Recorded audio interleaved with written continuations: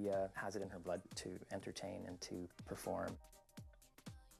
Back in university, she had an audition for the drama program, and the day came and she didn't go. She chickened out, for lack of a better word, and I'm sure that at the end of the day, at night, when she was lying in bed, she must have been thinking, I walked away on my dream. But this time, she applied for this film program with no prompting from anybody. This is her chance to revisit that moment and to do what she should have done back then. I want this to be as personalized and as intimate as possible because I think that's what usually gets the biggest reaction from someone. When I design a dessert, and a lot of chefs do this with savory dishes as well, they try to think of in terms of 3 flavors. You want a dominant flavor, you want a secondary flavor, and then a third flavor that'll complement the first 2. Leah's favorite flavors, I would say, are chocolate, definitely chocolate. I've got chocolate in the actual cake, and I'm going to put it into the icing layers that go in between the layers of cake. What I want to do is just try to get as small a flake as I can. The smaller the pieces, the faster and easier it'll be to melt it.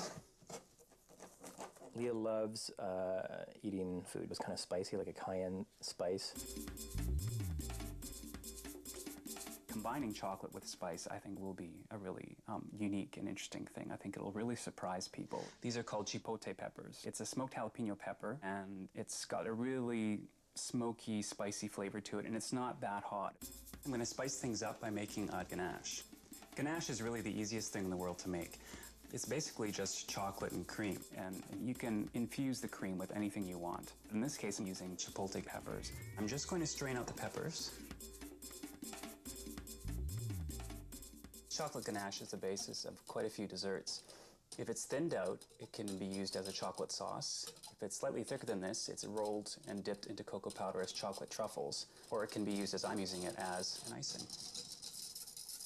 Leah loves eating all types of food, like anything with raspberry in it. If there's one food that stands out, I'd probably say it would be that. This raspberry coulis will be the 3rd part of my 3-flavor principle. This is just corn syrup that I've heated up briefly on the stove, and I'm going to add this in as well. And this will make a lovely sauce that will go with the slices of cake.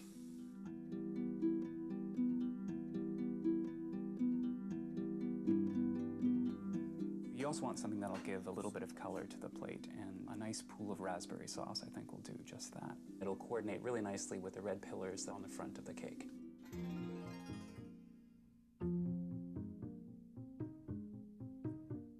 So my cake is nice and cool, and I've actually let this sit overnight, and that's the best thing to do with these sorts of cakes. So you don't have to worry about breaking it.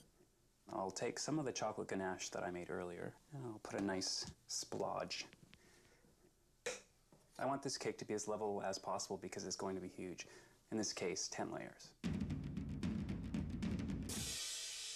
This is the roof from the model of the cake, and I'm going to be using this as a guide to making the sloped section of this roof.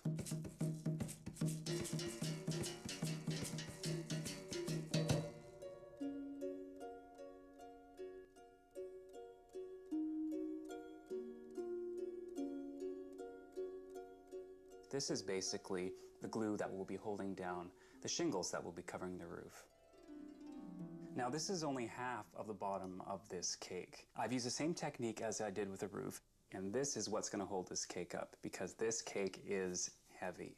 These tubes are hollow, and these act exactly like the supports in a skyscraper.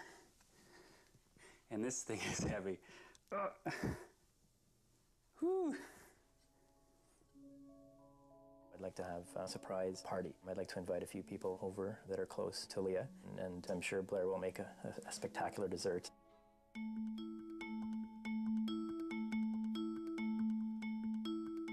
Outside the theater, there are these 2 little lines. I guess they're quite big in real life, and they're called food dogs. It was great having a picture of them, but sometimes you need to get out and find something 3-dimensional because I'm going to have to build these things. So I went through Chinatown and I found food dogs. Fu means lucky in Chinese. And they're traditionally put at the front of temples or at the front of gates, and they're meant to scare away evil spirits. What I'm trying to do now is to turn this into a three-dimensional object.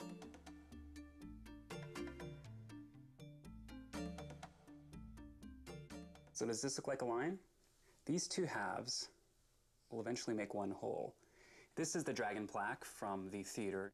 Dragons are great to have at special occasions. They are also an incredibly lucky symbol, and I think that when Leah's especially entering this new phase of life, it's sort of a rebirth in some ways, and it's good to have symbols of luck around you.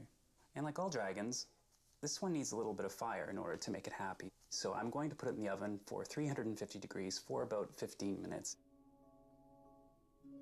If there's anybody else who knows Leah as well as I do, I think it's Laura. And I do know that Laura is a fabulous party planner and could count on her to come through in this particular event. If we set up in the back here with a tent, and I have these amazing Chinese lanterns that I discovered, the lights will be dim and she'll kind of come out here, not expect it. It'll be perfect. She'll love it, she'll love it. This is called silicone plastique, and it's used for making food-grade molds. I want to really press hard. I want to really make sure that I get every single fiber of detail. The next thing I'll be doing is taking sugar paste and I'll be pressing it into this mold.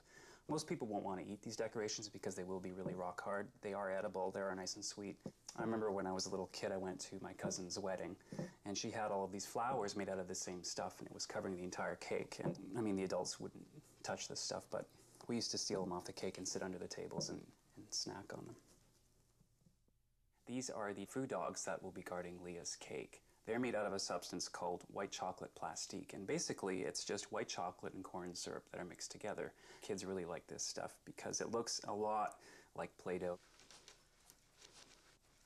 I put it in the refrigerator or the freezer for about 5 minutes just to set up, and then I'll pop them out. So these two halves come together to form a whole.